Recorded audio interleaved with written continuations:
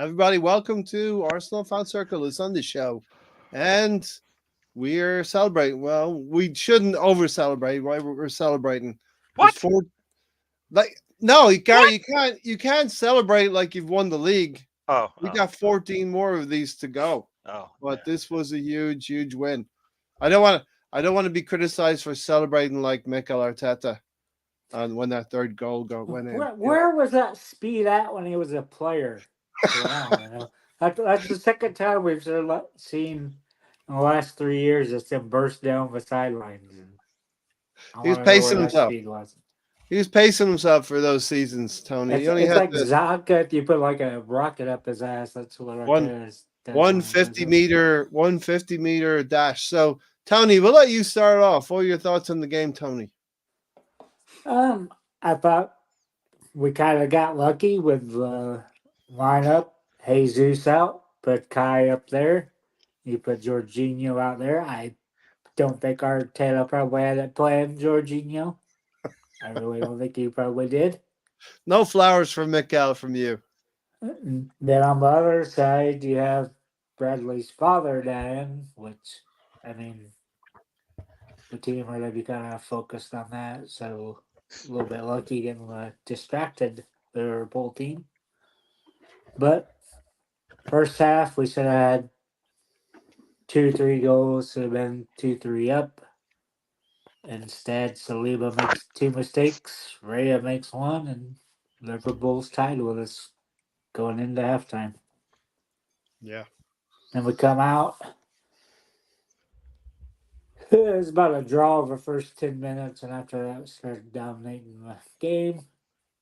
And then the ref was given these weak yellow cards all game, and you got 2 on 1 player for Liverpool, and that was the end of it. Yeah. Yeah. Lots to get into, lots to digest in this game. Stan, what was your initial thoughts on the game? Your opening salvo? Well, going into this game, I was pretty nervous, but Arsenal showed me something today because I was feeling that the way that we'd been playing recently, although that was the performance that I wanted us to come away with, a dominant win with all 3 points, inside of me, I wasn't sure whether we had it. So for me, it was a great win, fantastic win that they managed to pull that out of the bag. And even before I knew that Jesus wasn't going to be available, I said over on a Bergkamp Wonderland yesterday that I would have liked to have seen Jorginho coming into the team to give us just that little bit more defensive security. So I was glad to see him in. But fantastic. That's exactly what we needed, because I kind of felt that even if we were just to come away with, say, a draw, which isn't a bad score, I just didn't think it would be enough confidence-wise. And I was quite worried when we let them back in with that own goal, because if you looked at the way that they were walking back up the pitch, everybody's head was down, and I was thinking, please don't let this, knock the wind out of you. But the way that we started that game, with the way that we came straight out, I was kind of thinking, if we can get a couple of goals while we're playing like this, because we're not going to be able to keep this energy up for 90 minutes. So letting them back in just before half time, I was a little bit worried. But I think really, if you want to look at this game, the game was basically shaped by 2 mistakes on either side, which helped each side to sort of capitalize. But fantastic. This is exactly what we needed. And I think that the league is still on. We're still in. We've managed to keep the door from shutting on us. Yeah. Yeah, and that was what was huge today. And Liverpool fans getting triggered by Arteta celebrating down the sideline. I think you seem to forget all of the antics that Klopp. And look, there's nothing wrong with a manager celebrating as well. And Klopp certainly did a lot of that down through the years. Gary, welcome, Lawrence, and we'll get to you then, Lawrence, for your opening thoughts on the game. Gary, give us your opening thoughts. Yes. So first, I'll say hello to everybody in the chat. Welcome to the show. Yes, going into this game, I was definitely nervous, especially after watching I watched the women play early in the day, and I was like, this is not a good premonition if that's anything, if that was going to continue on for Arsenal. But the men came out there; they looked really good. Was saying during the game, that press looked really good, and we turned it off and we turned it on and we turned it off and we turned it on, and whenever we turned it on, they were rushed. They gave the ball right back to us, and that worked out perfectly. It gave us the time to kind of relax a little bit and then get back into the game. So yeah, no, good game plan. Havertz did a really good job today. Jorginho does what I expected Jorginho to do, some things that he did today. I just, it's just, can he do it for, back to back to back games kind of thing for me? But he will give us these types of games, and he did it today. Really good game from him. Rice is always there, and all in all, outside of the one little mistake, I think from Saliba, we played a really good game all around. Everybody gets 2 thumbs up for me. It's hard to even say who the player of the match was, because I think everybody had to contribute on this one. So it was a game where, as a team, we came out the better team, the best 11. We made our subs, and we still were the best there. So their subs didn't help them as much as I think ours did. So we'll take that any day. We put a lot of pressure on that back line. Both, as you said, both center backs made mistakes, and it cost them got a red. So that means Konate's out, I guess, the next match, right? So, yep. Good for us. We take the 3 points. We knock off 3 goals on the goal difference. City still has 2 games in hand, but we played them once, so we'll see how they do. But I think this was a good game from us today. If this is how we can, I watched this game and I'm like, I know we don't necessarily want to play this when we play the other teams low in the table, but maybe we need to, because our counterattack was really good today, and it made the team just want to push as opposed to try to build up, because we saw multiple times we tried to build up and we always pull it back, and it's like, ugh. But on the counter, we usually just continue to go. So good game for us. We'll take in the 3 points. We're enjoying it. Liverpool is going to try to downplay it, but they shouldn't. This is a game they needed to win, right? These are one of those games that will make a difference in the season, right? Yep. You don't want to be losing to teams that are right on your tail, basically, and they did. So hopefully our team can continue and move on from here. Yeah, come on, you Gunners. And definitely, as Brownie said, Arsenal win, yet you watch Arsenal fans complain now. We may complain because this is the kind of level of performance that we know is within this team. Tight margins. I asked a question on Thursday night and to Gary, and I think we're a better team on our day than Liverpool. We just haven't been consistent, and that's where we need to be consistent now for these next. We haven't had the right lineup, right? That's been a big part of the problem. Yeah, and definitely we need to put that type of performance into the next 14 games as well. We played Havertz up top, and he hasn't looked like he did today. So yeah. I don't think so. Also as well, when people say, well, I saw someone say Liverpool had an off day today, but congratulations to Arsenal. That's like me saying, well, if we never had any off days last season, we would have won a league. Yeah, you can only play and win what's played, and look after your own game. You can't legislate for whether the other team's going to turn up with their A game, their B game, or their C game. You've just got to go out with your plan, and that's what we did. Exactly. And the only time we as Arsenal, the team, can affect Liverpool is when we play them directly in the league. Lawrence, what were your opening thoughts on the game today? Really buzzing. I thought we started off the game excellently, but we've got to capitalise on our chances. Yep. We had so many opportunities to put the game to bed in the first half, and we just didn't take them. I'm surprised Havertz started.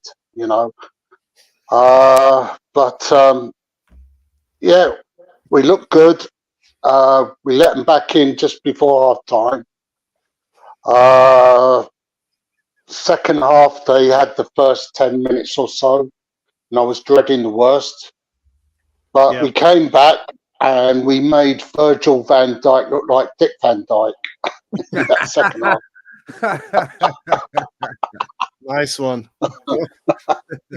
But, yeah.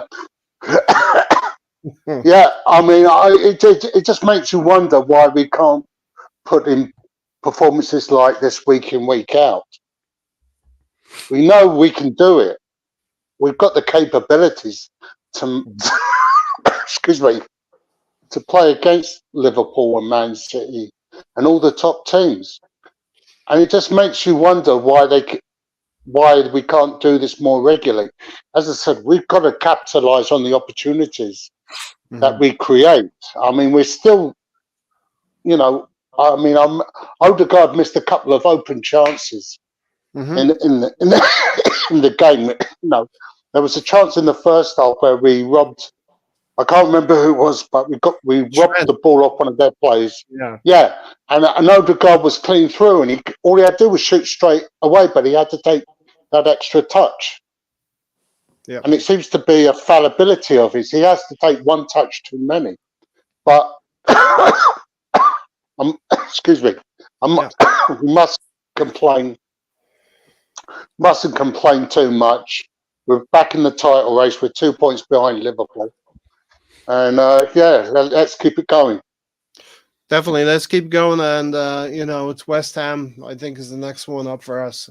We got to go to the London Stadium, and it will be memories of last season there, just following Liverpool and the Anfield game. But we go there in good heart on the back of three wins now. After 1 point out of the previous 3 games. So. When? Yes, before the break, right? And before the FA Cup game against Liverpool. And now, looking back in the league over the last 4 games against Liverpool, we've won both of our home games and drawn both of the away games at Anfield. So that represents some kind of a sea change in terms of wasn't too long ago we were talking about Arsenal being unable to win even against the top 4 teams. We went some horrible records that we were holding, and we're starting to turn the tide on that now. I think we learned something the last 2 weeks, right? And hopefully Arteta's learned it. Mm-hmm. Which is what? Kai does not work as the left 8. He had Smith Rowe, now Jorginho. Both games, midfield looked a million times better. I mean, I thought Odegaard and Gabriel had better games, but since the midfield was so improved, I'll agree with Peacock did there and gave it to Jorginho. Yeah, Jorginho got man of the match. You do agree with that or don't agree with that? I do. I personally thought Gabriel and Odegaard had better games, but he made that bigger impact on the midfield where the midfield's been struggling for a long time. Yeah. I thought Martinelli had a good game. Yeah. Every time he got the ball, he was running at Alexander-Arnold, right? And we all know how good he is at defending. I thought Martinelli should have been man of the match myself. And also, I've got to give 2 thumbs up to David Raya in goal. I thought he had an excellent game. Yeah. He caught everything. His distribution was much better. I thought he had a good game as well today. Yep. I was a little bit nervous when balls were being pumped into the box towards David Raya because of Liverpool's prowess and scoring goals. And especially they put a caption up with the last 15 minutes, Liverpool gaining the most points in the last 15 minutes of games. Well done, Peacock. You did great there to keep the drama, to keep the nerves jangling. But like you said, Lawrence, Raya confirmed he caught everything and confirmed my nerves to be just nerves. Just that, Gary, what were your thoughts on David Raya? Has he kind of turned the corner a little bit? I mean, does he give you nerves still? He had a good game today. I don't think he did anything wrong at all today. Yes, he did.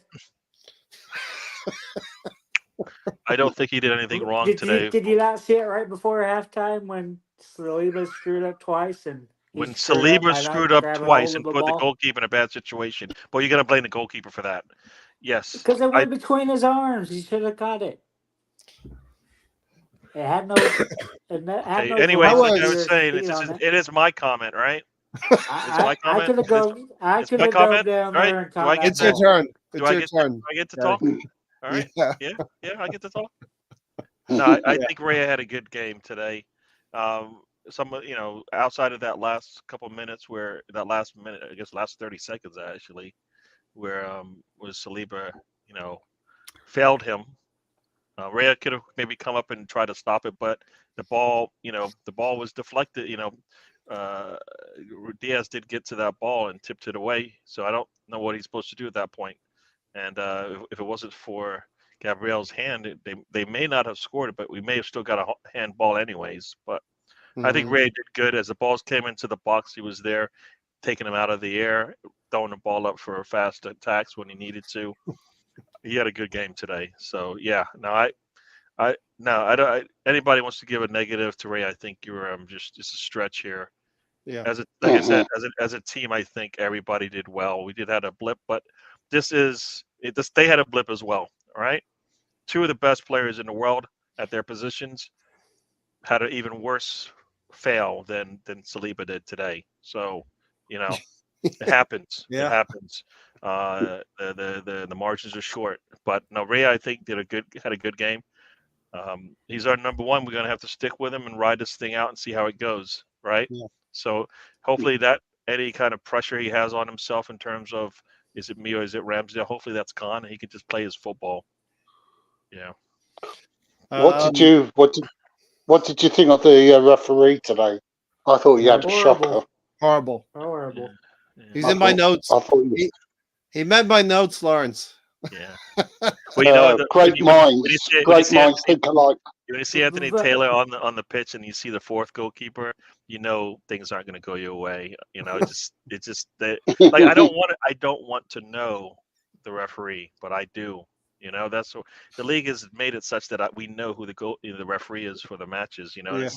They don't understand. We came to see the players, right? Yeah. Yeah. I think the referee. There were calls that could have gone either way. I think we got the 50-50s they got him seemed to get him every time. Exactly. Right. But yeah. No, I think we did what we needed to do, and that's how Konate got out of there. We put a lot of pressure on them and made it easy. Made it easy to make those calls. I think there might have been a call. I don't know if there was a chance in the box for maybe a PK or something like that during the game. But otherwise, I think we know what. This is how you overcome the official, right? Yes. This is a game where you overcome the official. We don't even talk about them, even though I think if it was a 1-1, it was a 1-1 draw, you probably would be talking about the official on certain parts. So with the win, I think it gives us some credit to talk about the referee having a shocker. I only have one question about the official, and that would be if he made Stan's list. Anthony Taylor, Stan, did he make the list? I think the PGMOL is already on there. I mean, all he's doing is just, you just put it on there twice. That's all. Barry, Gunnar Glenn's here. Thanks for being here, Gunnar Glenn, as always. He does watch, whether it's on the rewatches or not, with a bowl of Weetabix as well. Barring that mistake at the end of the first half, I love the way we played today. And yes, it was Saliba's hesitation. Yeah, but you know what it is, right? It's like if you look at that particular mistake, how I read it is, especially looking at how people commented on that on social media. Saliba's a crowd favorite. He can do no wrong. So in a situation like that, everyone's going to say and go for Raya, especially as he's keeping out Aaron Ramsdale. So everybody's looking for that microscopic mistake. Personally, I think that in a situation like that, it was bad communication, but Saliba should just be clearing that and allowing the team to reset. He just got to hoof that ball out. Yes, there was an opportunity for David Raya to come and collect it, but then surely that's up to Saliba to let him know it's yours. Give him the shout. Screwed up twice there, though, Stan. He screwed up twice. He did about 3 seconds before he got back there, let the player get past him. Who's that, Saliba? Got there and. Look, I mean, all because we're calling out Saliba for a mistake, it doesn't mean that we're literally hammering him to a cross. Yeah, we're not. How many times has he let us down in the last two seasons. Exactly, he's a fantastic Not many. player, and he's still young. He's not going to be, there's going to be mistakes now and then. The best players do it. Yeah. He's not a regular culprit though, is he? But today, No. and in the previous game, a couple of I little think mistakes. this could be. But I think this would be the fourth his time mistakes, because he gave away. haven't cost us the game.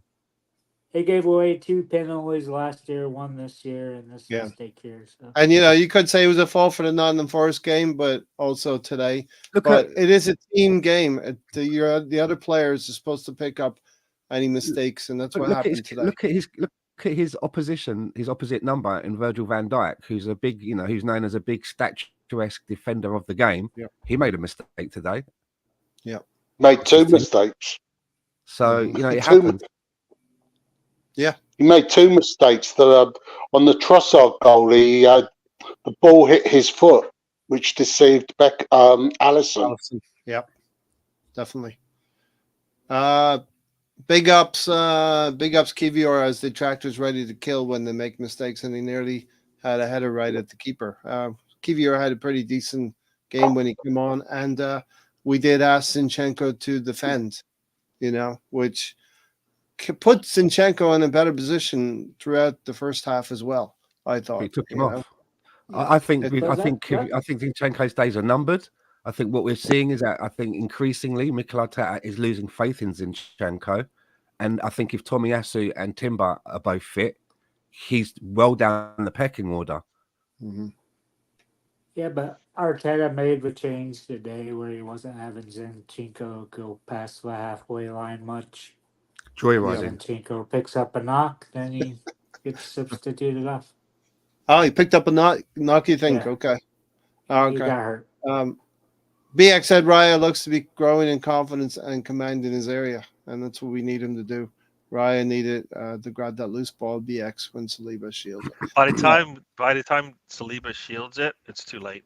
It's a communication error. It's too late. He needed and you know what? He already let Diaz get by him when he tries to shield it. That's why everything kind of broke down for me. So it was Saliba just needed to clear that ball. It's less than a minute to go. That ball should be out of there. He could have cleared that easily if he just attacked the ball. So exactly. Any reference to the goalkeeper I think is I don't know.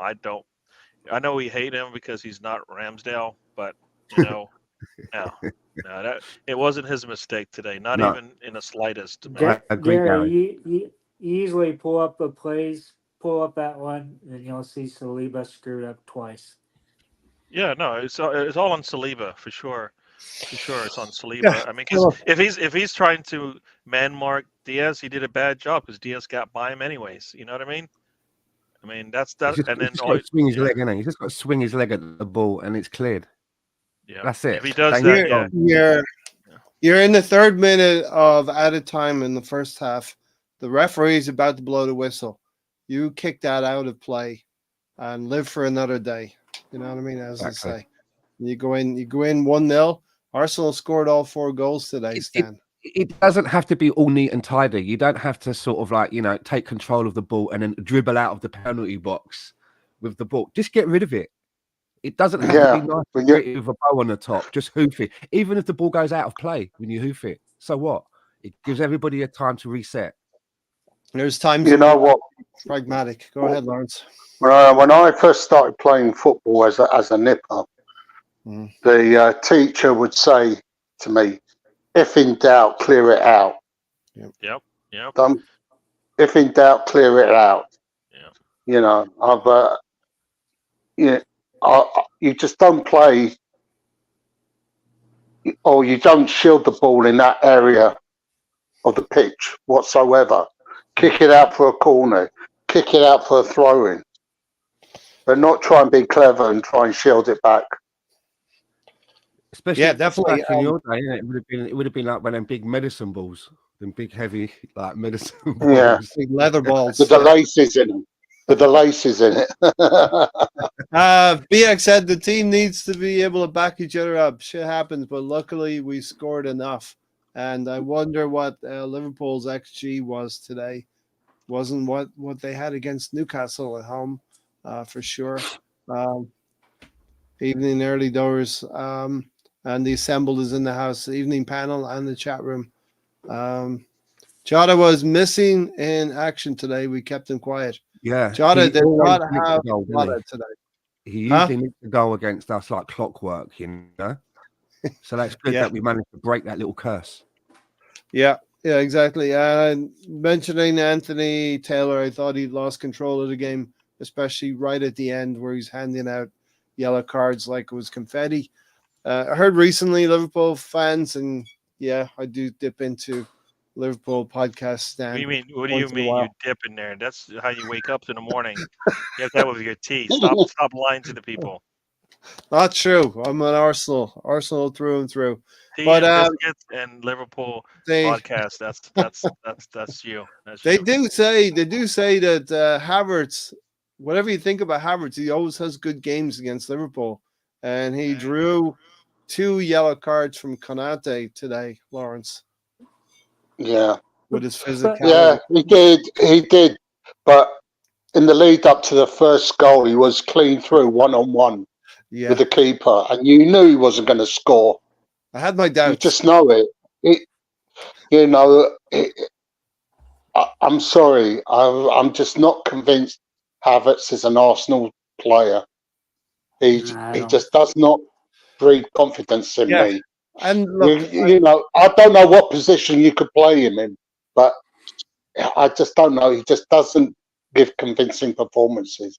And as I said, the lead up to the first goal when he was put through, you know, when you're expecting him to put the ball in the back of the net, he just doesn't do it. yeah, I wanted to see it to believe it, but it didn't happen, Tony. Yeah, I think it's a. I said this again on Thursday. I think it's a big deal because yeah, 2 Januaries ago, Arteta and Edu saying they didn't sign anybody because they didn't want to upset the project, but they did exactly this by buying Kai because he doesn't fit the team. He's definitely not a left eight. We've seen that the last 2 weeks. Two different players come in and do a lot better job. Our midfield has been kind of this weakness this year. After we go and spend a record fee for Rice, you seen Smith Rowe last week, Jorginho today. Jorginho probably a little bit better, more senior, and you miss that in the team. You miss that. You have to kind of have that one older person that Leadership. the leadership, and you heard Rice talking about all those qualities in him. I mean, Rice gave him a review, said he He was did. a player of the game before they handed him a trophy of player of Yeah, the game. Rice mentioned that he was just a young one in that group, and he's learning things from Jorginho each and every day in training and in games, Tony. So the Jorginho probably the calmness of slowing the game down, and maybe I felt a little bit like we slowed the game down too much at certain points in the game. Um, but yeah, Stan We do that all the being time, right? Right. You know what? We didn't really we slowed it down because you can't press like that for the entire for like 10 20 minutes in a row. So we did we hit them in waves, and every time we pressed, you could tell because that's when the ball came back to us pretty quickly, and that's after that first 10 minutes of the second half, the ball came back to us pretty quickly a lot. So I don't think it's just taking the foot off the gas as opposed to what we've seen in the past. I think it was kind of conserving. You can't press for 90 minutes. Nobody does. So okay. That's you're fair. gonna keep them at bay. Think about it. They got one shot on target the whole game, right? Yeah, So I think we did a good job. When you give up only 10 shots to Liverpool in total, I think you've done a good job defensively, and that's kind of what we did. So yeah. Fair point. Good point. Well made, Gary. Stan, being a man who watches the tactical side of the game, what did we do different to win this game? But I think that we've mentioned a few times, haven't we, that how the football gods have been with us and with Mikel Arteta at various points in his career. And I think they acted today because when I was on a Bergkamp Wonderland, before I knew that Gabriel Jesus was going to be out, I said that the midfield that I would have picked for this match would have been Jorginho, Rice and Odegaard. And then I think that the football gods acting and omitting Gabriel Jesus from the team, I think forced Mikel Arteta's hand, because had I think Gabriel Jesus been fit, we would have seen Havertz playing at that left 8. I think he would have gone with Havertz perhaps ahead of Janino. So maybe that sort of like forced his hand, and it definitely helps us today. I think it made us a little bit more compact and more secure having Janino in there. Yeah, I think no matter what would have happened, I think if Jesus was fit, he probably would have played up front. But I think we would have still gone with Jorginho because I don't think we would have. we played Jorginho and No. Rice and I Erdegaard like to against fit Man Havertz City. in all the time. He likes to We fit played Havertz in. Jorginho, Rice, and Erdegaard against Man City earlier in the season. I just thought this is maybe Mikel Arteta learning from past experiences. But I mean, it's completely open to conjecture. Yes, if you thought Gary, can you look up to see how many starts Jorginho's had since he's been with us? Since he's been with us. All right, let's see. He's got how many starts this season? Jorginho has. He's got four Probably starts. 8. He's got 4 starts for us this starts. season out of 13 matches. Yeah. So he hasn't even played in half of the Premier League matches.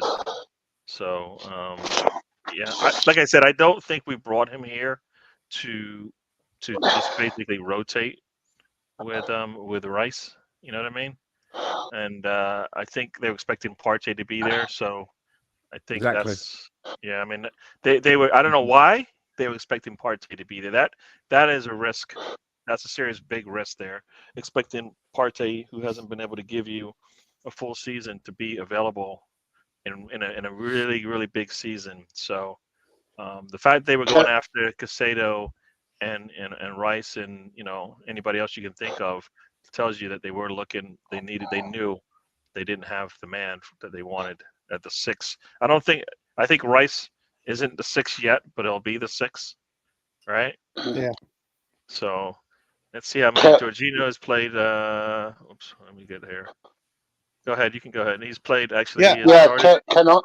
He started 13 games for us out of 27. So played 13 out of 27. Lawrence, yeah. Yeah, can I be controversial? Sure. I heard a rumor from someone I know. What's that? You're not going to strip off, are you? As long as you're not complaining. Me? No, I've heard a rumor that the reason Partey's not playing is that the club are fed up with these rape allegations against him. Right. Yeah, that's the real reason. All this nonsense about him breaking down in training is just a cover up. What I've heard is the club are finally tired of all these allegations aimed at him for what he's done in his private life, and they just want to get him out of the club. Right. Yeah. Listen, we will discover that in the fullness of time what's going to happen. But it's 3.5 months now that he's been out. It's a long time for an injury.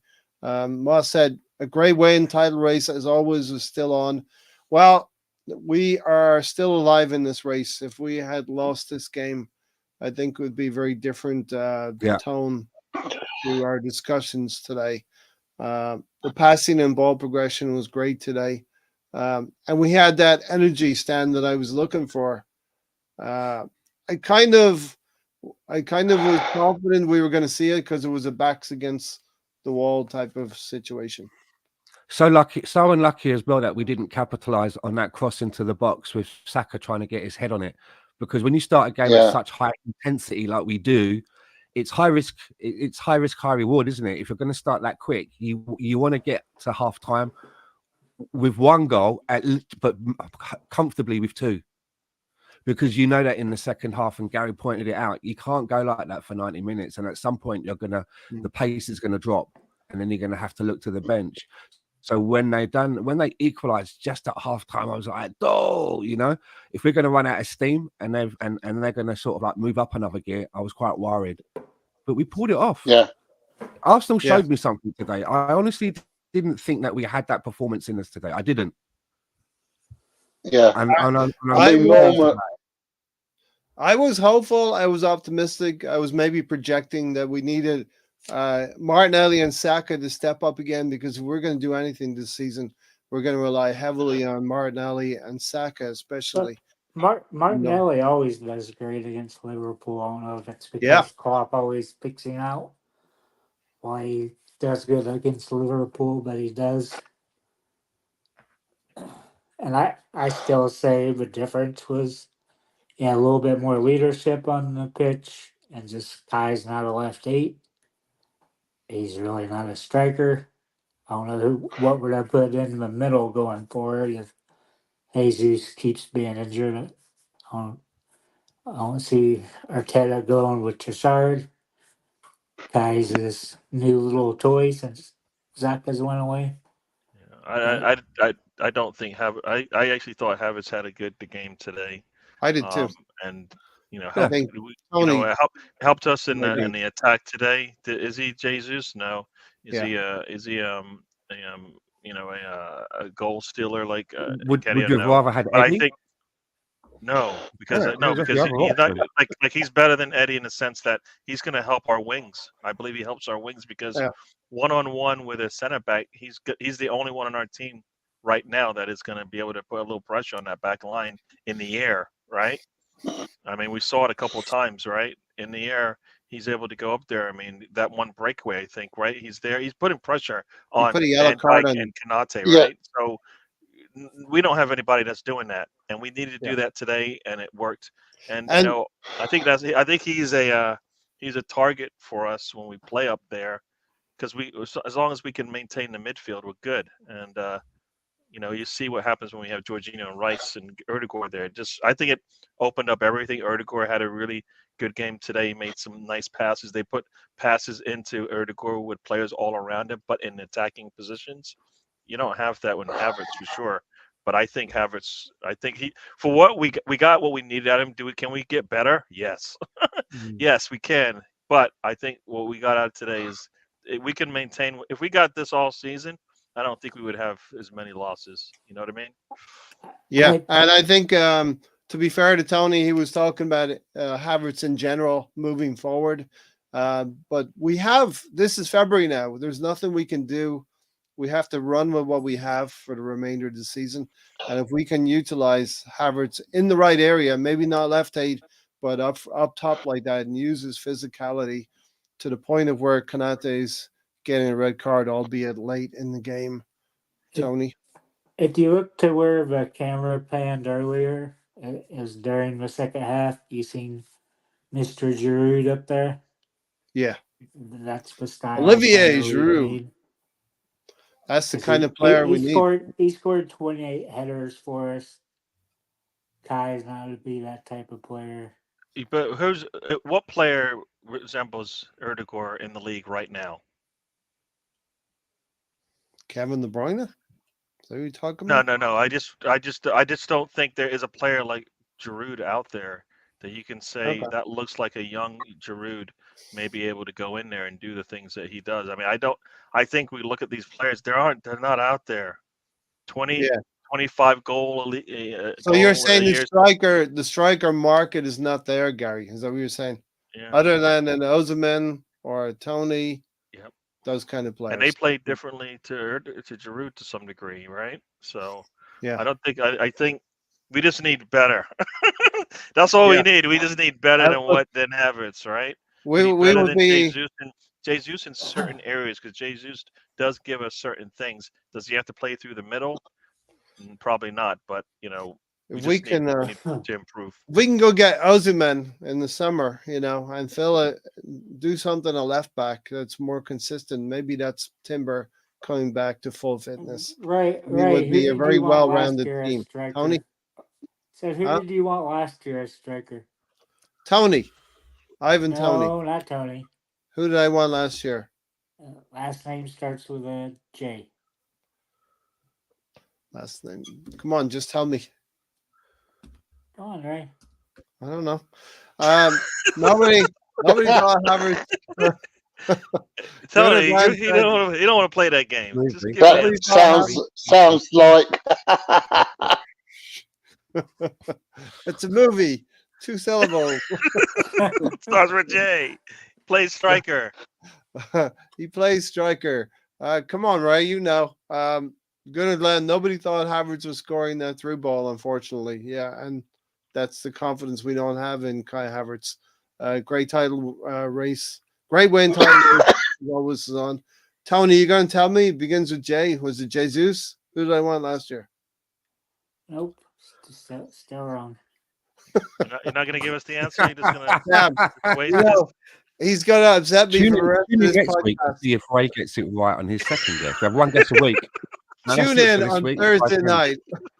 See Tune if we in have another for guess. Thursday night Get it. forum. Still, We give no. you the answer. Tony, you know, Actually, his first name starts with a J. Sorry there.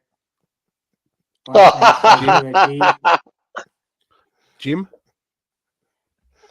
His first name was the name of a famous basketball player's last name. Wore number 23. Fucking Tony's trying to create his own spot here. oh no. Guess who? I assume you're saying Jordan. Jordan, but I don't know Jordan who. I still don't know. I guess Jordan. I still don't know who you're talking about. And you gave me Jordan, right? Is it Jordan? No. Michael Jordan. No, you don't. You're not gonna. Can you hear us, Tony? Yeah. Tony, write it down on a piece of paper and show it to me very quickly. FedEx get over to him. Well, Dan, It's only the fast- I answer don't know is basketball Selhurst players. Park. The answer is Selhurst Park. Georgina wouldn't have started with a physical Hey, that was problem. your fuck up, Ray. We exposed their right side of the defense the way they exploited our left side last game. Look, Gary, we made this Liverpool team look quite ordinary today. Yep. You know, Yep. now some of that, I'm not going to make excuses here, but some of that could be where they might have had the mentality of not losing. Yeah, that's where I kind of like felt like, you know, at least the Liverpool fans were thinking the same thing, right? The Liverpool fans were like, they didn't seem too confident going into this one. I'm like, what more do you have to do in a season to not be confident that your team can get something out of a game? Yeah. You know, I mean, they've lost they've lost controversial, you know, in a controversial fashion. Yep. Once in this league today, they just we put the pressure on them and we took all the 3 points. We did what we needed to do. Got a good job. Even I think, you know, I want to say even if they had Salah, it could have been similar kind of a game. You know, we kind of did really good in that sense that we put a lot of pressure on them, even with that. So no, We frustrated them. Their fans were cautious about the game, and I think as a player on that team, they should have felt real confident coming into it. So you see, when Klopp made his announcement that he was going to leave, you know, a lot of people were sort of like using it as a way of, oh, this is going to galvanize them, and you know they're going to win every game and they're going to do it for Klopp. But I'm looking at the other side of the coin, whereby now you've got all this pressure on you. Now everyone's watching every single game because, you know, you've got to do it for Klopp. And what about those players that perhaps were only, you know, they were only bought last season and they just put their families in and settled it? And you're thinking to yourself, so if he goes, the guy that liked me, who's going to be the next guy? Is he going to like? If you're thinking about that, you're not thinking about playing football, are you? Your mind's off the game. You've got other things in your mind now. You're thinking, I've just moved here from whatever country.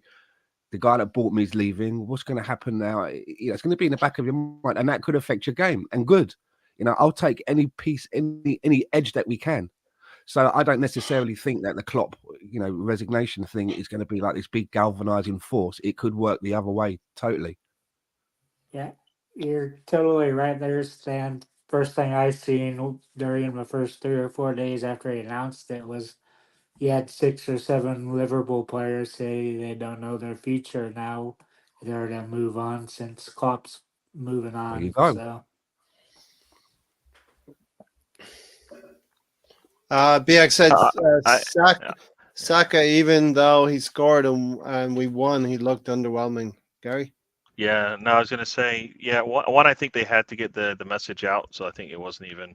I don't think they had a choice. I think they had to get the message out, or else they would have just held on to it since they knew the change was coming in November, right? So I don't think they did it. They didn't They did know it. then, I don't think. though, because I don't. Klopp didn't know. He said that when he was talking to him, but later he went on and said he didn't know if he was like I said, I whether or think not it the would reason come. why it came out is because it was going to come out. Is what I'm thinking. So I don't think it was. I don't think they were going to not. I think they were going to let it out at the end of the season if they could have. But I think once you had that discussion, all it takes is somebody else to hear it as well, and then bang. Now what's going on? He's going to leave. Well, bang, bang, bang. Next thing you know, they just pushed the message out there.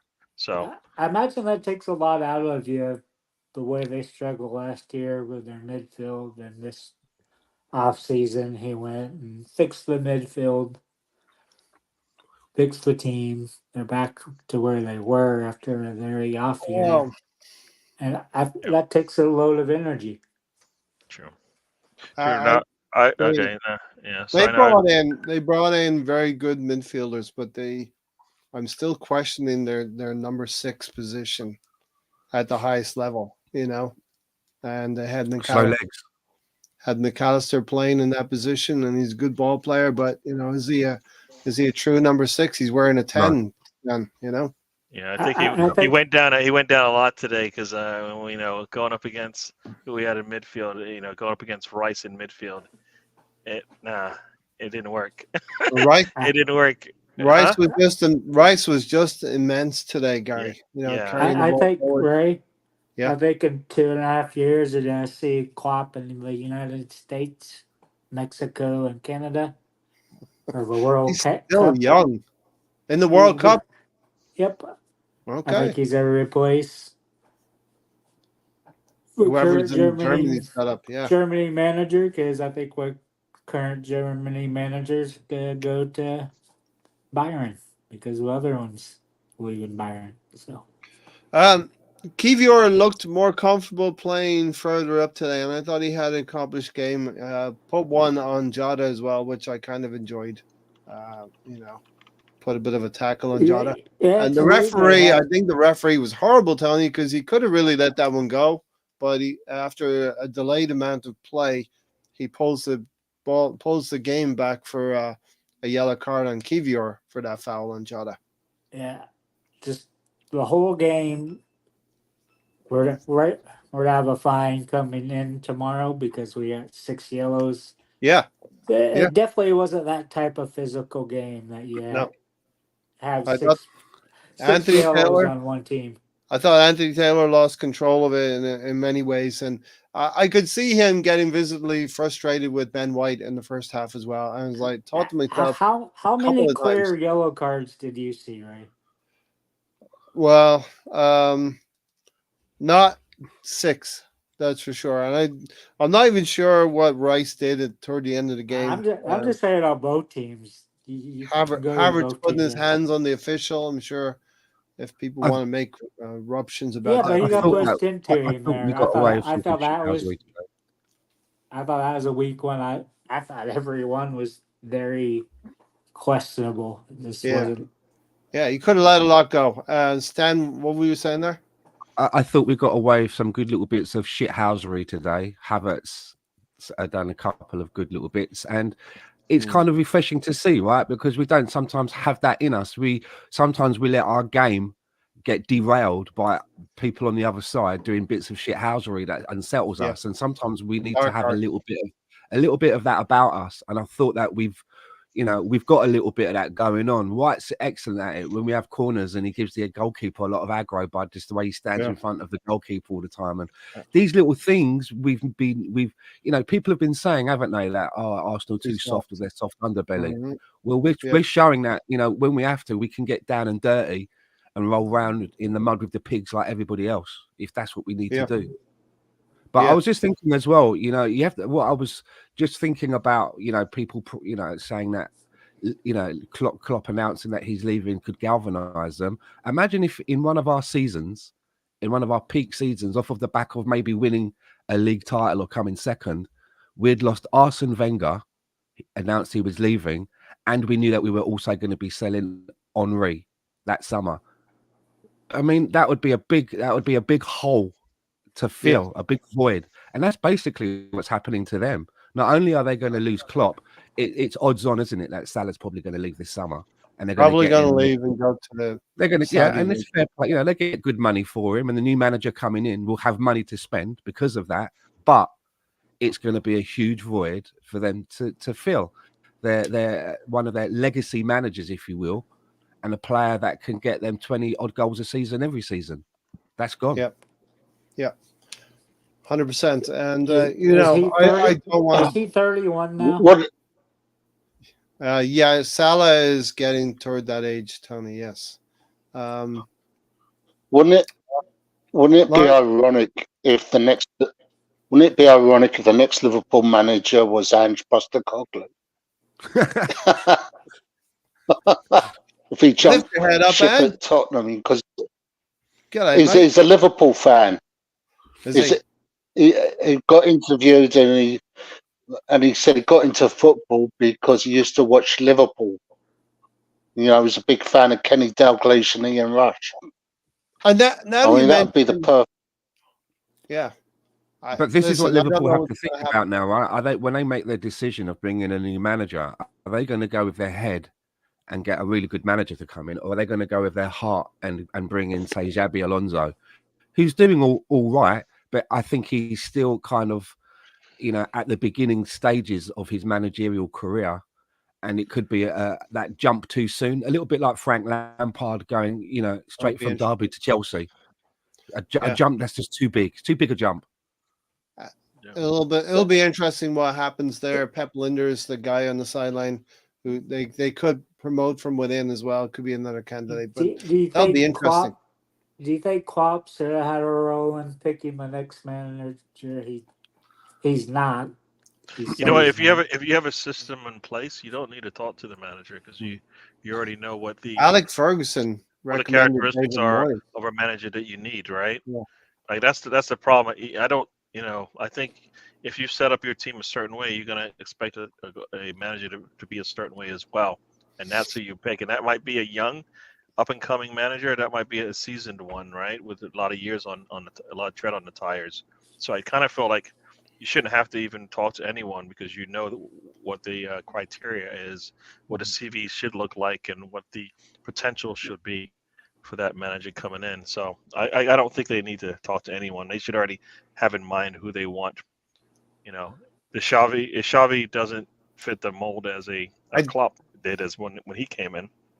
Right. I don't think there's a good track record for it either, Gary. As Alex Ferguson recommended David Moyes for the Man United position. And, basically baptized him on the pitch, didn't they? Yeah.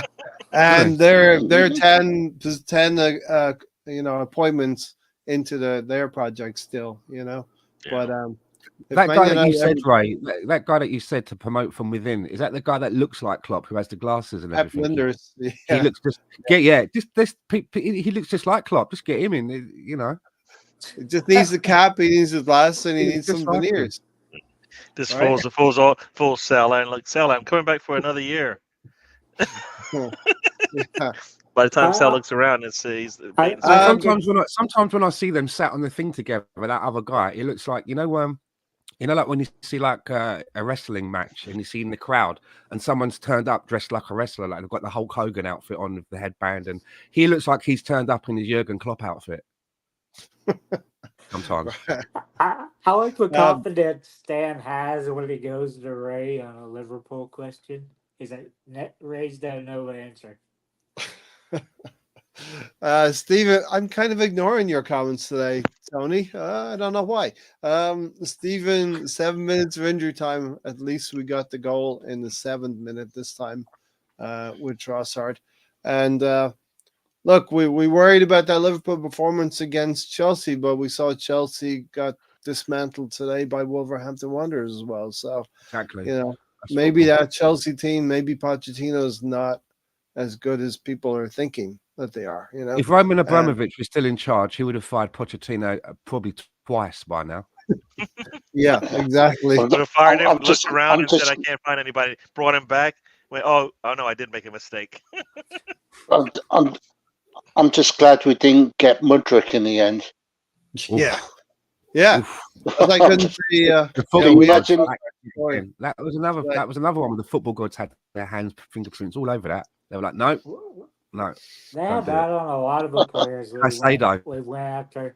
It's like almost all those like players that cost 60 to 80 million that we are linked to have all been failures or not done near as good as the Arsenal fans wanted it to when they Well, went the to other football gods places. let one slide on us anyways, right? Because we still got Havertz. So Yeah, this was right. a huge, Yeah. Yeah. huge win so tonight. so we might we might have not have got. I think Caseta would have been all right, but I mean Mudryk, The I don't football know. gods were out at lunch Yeah, at that point. They came back from lunch and like, what did you do? Oh my! I know. What did you? Arsenal said they were going to make it pick until tomorrow. We literally just went for lunch.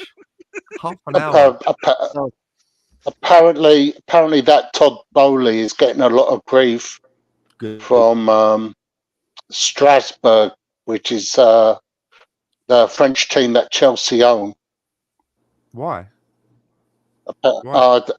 I read somewhere like they say that he's more focused on helping Chelsea than helping them out. Yeah, I could see that as That's well. why It's you're a higher, feeder club, isn't it? That's why you higher read the small profile. print, man. That's why Yeah. you are a feeder club. Yeah. Isn't it? We are not feeding you. Moss said Havertz did Just better up remember there. who picked their owner. But the British government did. They did a shitty job picking Bowley Moss as said being a new owner. Havertz did better up there than Eddie does, but Trossard, I love how much he moves and goes at players. And apparently Trossard's got the best goals to minutes ratio. So we need to see a little bit more of Trossard. He's clearly the most clinical striker we had. He went between the keeper's legs with a pretty good distance there. It might have had a slight deflection, but I still How think the good? ball would have went in there. Tony, how good was that goal, Tony? He's got Diaz and he's got Elliott on the sideline, flicks the ball past them, and he's on his way into the box. All his goals to me are pretty good goals. They're definitely a clinical type thing. Probably, I don't know, probably since Eduardo, he's the most clinical player we've had. It's been Marmite that long. stains. Yeah. No, you know what's funny about your stat there, Tony? Yes, Trossard is number one. Who's number two? In what efficiency? Yeah, goals per. That was my stat. per 90 minutes played. That was Ray's. Martinelli? Don't tell me his first name begins with J. Yeah. And he's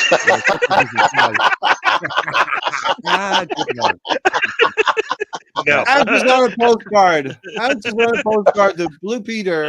Is it Jordan? Right, 300th of a point behind Trossard is the one Eddie and Kedia. So Eddie. yeah. And then All right. and then it's Saka and Jesus. So Wow. so if you go Prolific by Eddie. 90 minutes played, you get Sheffield United will do that to you, Gary. yeah, just one game. That's all it takes, man. It just boosts you up. One game, Sheffield United at home. Can I play, sir?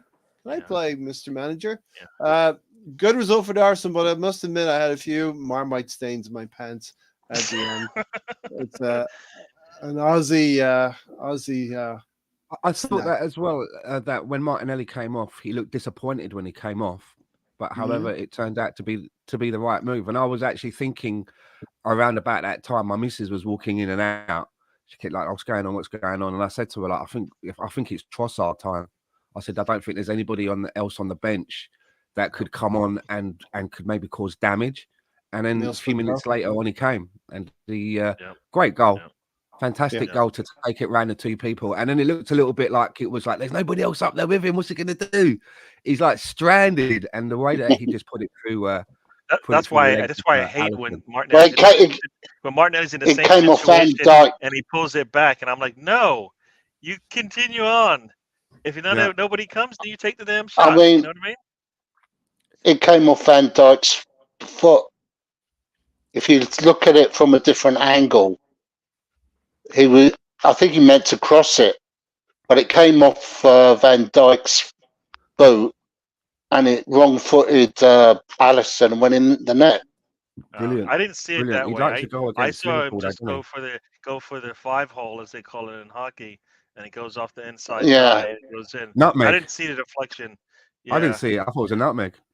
yeah. I thought Yeah, yeah. I thought he went for where I thought he did. He put it right where he wanted to. That's what I thought. No, it caught me by surprise, but they did a close up. Hmm. And as I said, as Van Dijk came over to cut out the cross, the ball hits Van Dijk's boot, wrong foot's the keeper, and it goes right through the keeper's legs. Yep.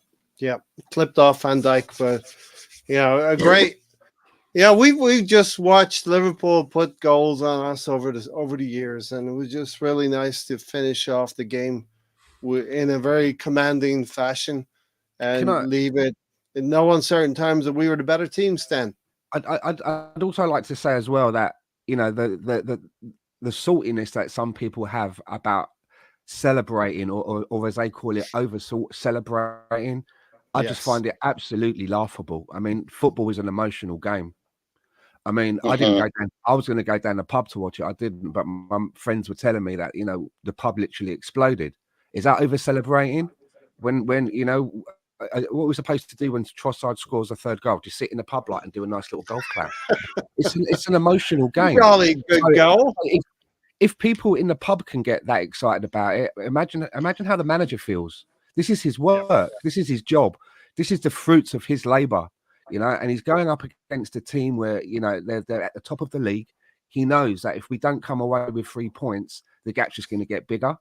The confidence will drop, and we'll probably be writing ourselves out that we can do anything but rather just qualify for Europe. He knows that if he can close his gap, we're right in there. So when people over celebrate, do you know what I see a lot of the time? I see relief. That's what I'm seeing, the relief. That everything that you've worked towards is paying off, and that relief, because it's such fine margins in this game, such fine margins. So for people to be childish and to say, "Oh, celebrating it like you've won the World Cup," I mean, it's the amount of times Klopp runs on the pitch pumping his fist at the end of matches. I mean, it's ridiculous. It's like, as I it's like we're said, not the only ones. we love the hate. We love the hate. That means we're happy, right? When the hate comes out, that means we're happy, right? When we're sad, that the laughter comes out. But you know what? When the hate comes out, you know what? They hate us because they hate us. They hate us, and we don't care because you know what? That means we're doing good. Whenever they hate us, so we're taking this. It was a big game. We got all 3 points. Not much you can say about that. Nobody can say, oh, Salah was out. Well, we'll say Jesus is out and Timber's out and this person's out. So you know what? Tomiyasu was out. We had just as many players out that are crucial to our team as they did. Yep. No complaints. There can be no complaints. I'll just say as well, by the end of that, like if you can actually get done for over celebrating, then I think you should also get done for under celebrating. That should be a thing. That's some sort of a measure. Listen, there can be no complaints from Liverpool fans. Over celebrating is a relief of the tension as well that you have for Arsenal. We don't want our season to be almost done in early February. We want to take this thing as far as possible. And I've welcomed that competition of having more teams like Aston Villa. Will we still be on in 48 minutes, Ray? We will still be on in 48 minutes, yes. Up until 4 Eastern, yes, for about another 50 minutes. Are you coming back in 48 minutes with the answer? I already stated the answer. If you look at your direct message, you'll find the answer, right? Where? What happens in 48 minutes is you get to see the stadiums that will host which part of the World 2026. Yeah, you'll see the semifinal, finals. And I thought in 48 minutes Ray was going to hear his doorbell ring. I know exactly. It's Tony sitting there with the answer on a cake, like a UPS guy. Have you look at your inbox, Ray? And okay, I'll check it out. Okay. It's like this guy loves a little bit of intrigue, doesn't he? This guy, Jonathan David. Okay, that was over 2 years ago. Yeah, no, nobody was thinking John Davis last summer. Yeah, no, that was a while back. The Canadian striker. But yeah, we're looking at a Liverpool team now who we have taken 4 points off of in each of the last 2 seasons. So, you got any Liverpool fans coming at you? You can throw it right back at them. We've taken 4 points from you in the last 2 seasons. That represents, certainly we're able to hang with the best of them in this league now. Where Arsenal need to be. Arsenal need to be up there winning things again and winning the bigger trophies. And this game represented a huge step just to be still in the conversation. If we lost. Stan, I know you love comic books. Do you think Ray's like Two-Face when he's watching? What us the play world does that have to Liverpool? do with anything? Do Dude, you, do you what are think you he's rooting doing? for both teams? No, I'm going to say everybody's just sitting back watching you and laughing at the situation. What the world are you doing? What are you doing, Tony? Tony's hijacking the podcast. Stan wants to answer that so bad. I know he does. He's actually probably has the comic book right there in his hand. Like, look at him. He just looked at it. All right. Go on. Do you Go on. think But anyway. so, Stan? Flipping a coin. Stan, can you put him on the list? Put Tony on the list. Yeah. Come on. How many times is he on this list? Because I mean, He needs to make it every show. He needs to every make show it on the list. he's consistent. Tony's got his There you own go. list. He's got his own separate list. Well, that's a different There's kind the of list, list, right? and there's Tony's list. That's the Oklahoma list. Every Dungeon infraction. Well, anyway, as the title of the podcast is, "Don't get bitter, get better." I think some of you might recognize that quote from a great, and you we'd can't like some complain chips about, with huh? that salt. We'd like some chips with that salt. Don't complain, Stan. Just get better, and we represented that today. We got better. We showed the consistency. Well, we showed the consistency in 90 minutes. We need to bring it forward now for another 14 of these. As Lawrence mentioned, Martinelli played well. And the 10th minute, he crossed the ball for Bukayo Saka. I thought Saka could have done better there, Gary. Yes. Well, Yeah. no, No, had a- Saka Carrying needed an to put injury that though, ball. isn't he?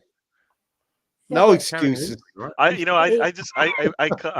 When I He's been saw one, it, I I was think. like, that's a short guy trying to go put a header, and that's probably why he didn't score, is because he's short. I just A taller don't player know would have why. put that away, but he No. should put that away. I mean, that's what Yeah, he he did did a everything stepladder. right except for put that ball on target. But yeah, no, that was a good one. I mean, that was great. It was good. It was good. What? And you know what? Ray, Going into the game is Got to do better there. Gomez leading into him, but he's still got it. He's able to. He's that side of the ball. He needs to get there first and put that in. And heading's probably not. why was best part Saka of the the game. first substitution, right? And we've seen that he should have been the first substitution 2 minutes after Martinelli. comes Bukayo off Saka because- was not the first substitution. Zinchenko came off first. Yes. Okay. Half time. The second right, yeah. substitution was Martinelli came off. Yeah. Um, So actually, Okay. so it was the third substitution then. no. Reece No, Nelson I came said, on.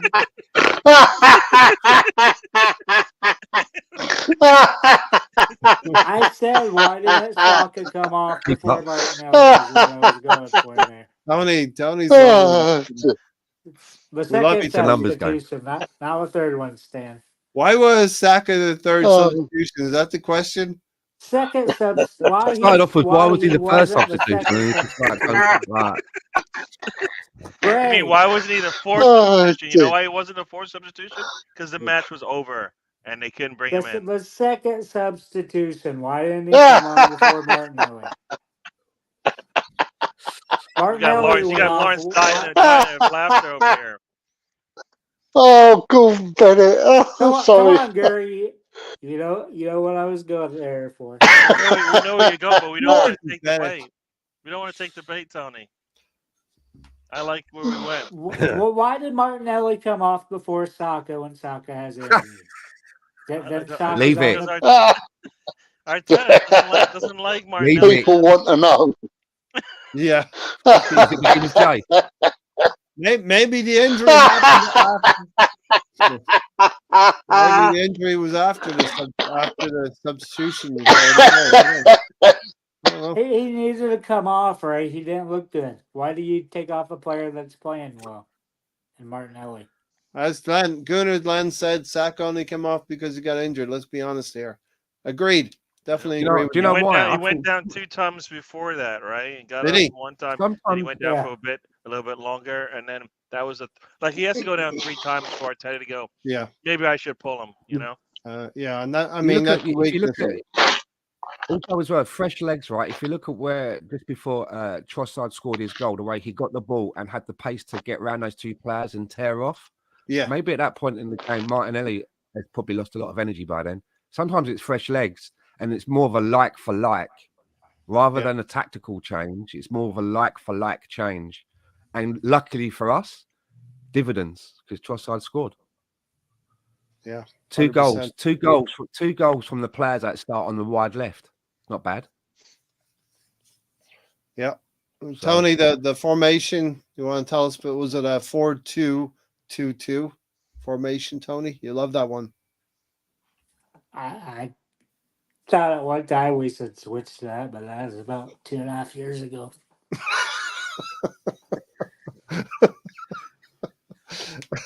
He played Jorginho and Rice as the base, and then you had the 2 number 10s, Havertz and Ødegaard. And actually, that formation, Lawrence, opened up the first goal for us with Ødegaard playing the ball through quickly for Havertz, you know, and the key to that, Ray, is having your. It's really not a 4-2-2 the way Arteta has his fullbacks play, but the key to that is having your fullback stay back, which Zinchenko did until he came off injured. And White did as well, yeah. But a great first goal, Lawrence, with Bukayo Saka picking up the pieces from Havertz save.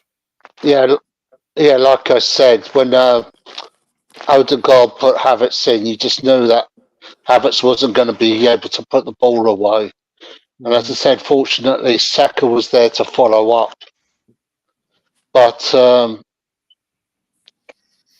we've as I said earlier on, we've got to have someone who's prepared to take a shot from outside the box. A number of times where there was an opportunity for Rice or Jorginho or Ødegaard to take a shot outside the box, and they opted to pass the ball instead. Yeah, you know, I remember Ray Parlour and Patrick Vieira. Whenever that opportunity arose, when they were charging forward and they were coming towards the edge of the opponent's box, they would have a go. We don't have anyone who can do that in this present setup. No. Rice can. We've seen him do it earlier in the season. Yeah. That bullet. Yeah, but he doesn't do it. Yeah, he doesn't. I agree. He should do it. Yeah. Just kind of like last Thursday, I said we need to go. We had an opportunity. Gary, we had an opportunity coming up to the end of the first half where Jorginho was on the edge of the box and he feeds the ball very quickly to Martinelli. Just couldn't sort out his feet quickly enough. Shot was blocked, but yeah, there's an opportunity where yes, it's a good pass from Jorginho, but as Lawrence said, he could have taken the shot. Yeah, I was hoping that he did take that shot because it's like, dude, you remember how you scored against was it West Ham? Aston Villa? I'm sorry, Aston Villa. Sorry. Last season. Yeah, I mean, take the shot. I mean, as you said, we get around the 18, nobody's looking to shoot or looking to pass into the box, and it's like, no. If they're gonna give you space and time, you take the shot. Take the shot. Shoot, baby, shoot. No. Shoot, baby, shoot. Yeah. Listen, shoot, baby, shoot. I don't know if it was a good omen or not, but hang on, I've got a DVD in my collection that is called "Shoot, Baby, Shoot." Funnily enough, but that's another story.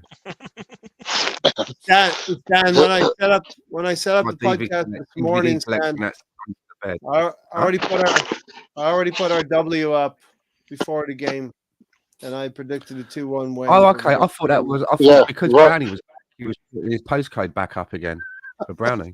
Oh no! I thought that was that Welsh. I thought that was that railway station in Wales. It was That's where Brownie's from. He's from Wills. So Listen, I don't think we're going to hit 90 points, but let's see if we can get as close to 90 points as You possible. know, I just want to win the next one, high get 3 80s. points, and then you know what I want to do after that? The next Win one the next after one that. and get 3 points there. So let's just go for 3 points Right. for the rest of the season, and we'll be all right. Gary, I think Yeah, that's well, we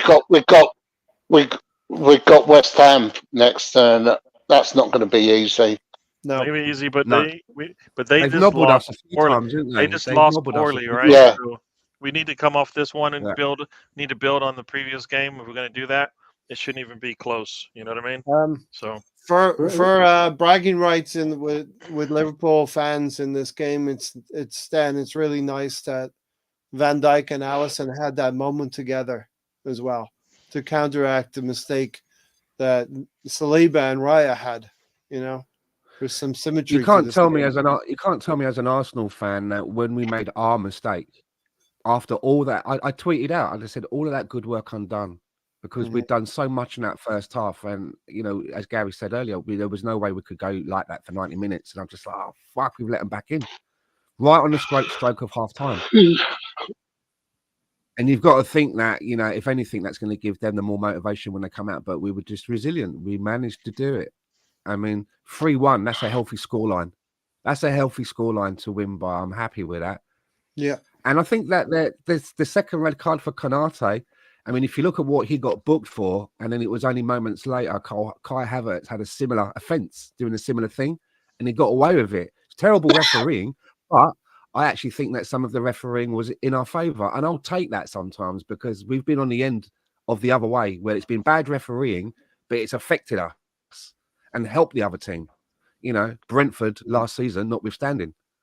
So in a way, I'm glad to see that we had. I'm glad to see that we had some things that we got away with, and we got the shout, and they got red cards, and you know some of the shithousery. I'm glad to see that we've got that in our tool bag. It's weird hearing you say that. I agree with it, but seeing that we got 6 yellows and still saying the referee was in our favor by what he's called. Yeah, I hear that as well, but you know, it just shows a little bit of the shithousery that we have to put into our game now and again, and get rid of that tag about having a soft underbelly. Yeah, I think Gabriel's the main one that has that. stop with that. Stop He with does. that. Havertz as well. Stop with that. Gabriel is not like that. Stop it. Stop it. Jesus has a bit about him as well. You're looking at the history. The man's been the most consistent defender for us for the last year and a half. Well, what does that have to do with this shithousery? He doesn't do it like you think. He doesn't. Gabriel does not do that. He doesn't. Not in my eyes, anyways. There's a reason he's almost every attacker. They always say they don't want to play Gabriel because he's physical and stuff. Physical doesn't mean he's. It doesn't mean he's put one on So- them, right? Tony, let's go through those yellow cards. I just circled them from my notes here, and 3 of the 6 yellow cards came in the last in injury time at the end of the game, and we'll take those one by one. So Saliba gets a yellow card for time wasting. I didn't actually see what he was doing. Just taking ages. It didn't seem like it took him like an extra long time to kick it. Taking ages to do it. Yeah. Ben White had a time wasting as exactly, well. Ben White as well, taking ages. That was like early on as well, the throw-in, wasn't it? Yeah. I was even watching it and thinking, come on, man, you don't want to get fucking booked for this. You know what they're like. And then, boom, it got done. It's exactly what happened. I could see Anthony Taylor on the first 2 occasions get a little bit frustrated, but he let it carry on as if he was taught, okay, that's your first offense, that's your second offense. And then when he did give him the yellow card, Ben White, he pointed to 3 different situations of where you were wasting time. And when Saliba got booked for time wasting, did you notice the camera went to Saliba and he put his thumbs up to the rest of the team and went, "It's okay," and then he kicked the ball and it just launched it out. That's like Klopp. Klopp was saying it's okay as well when Konate was getting sent off. Yeah, but that was being sarcastic. He was like saying, "Yeah, good job." He was like being sarky. Yeah. There was three nasty yellow cards, Tony, as I would call it. I'm not sure. Does anyone know what Rice was booked for at the end of the game? No. I think it was time wasting.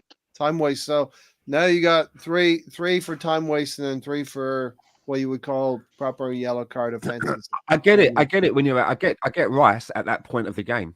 I get that. Yeah. You know. But I don't get, for example, Ben White with the throw-in. That was really early on in the game. I was like, now you're doing this? Yeah. And then one of their players was wasting time at a throwing, and he didn't get one.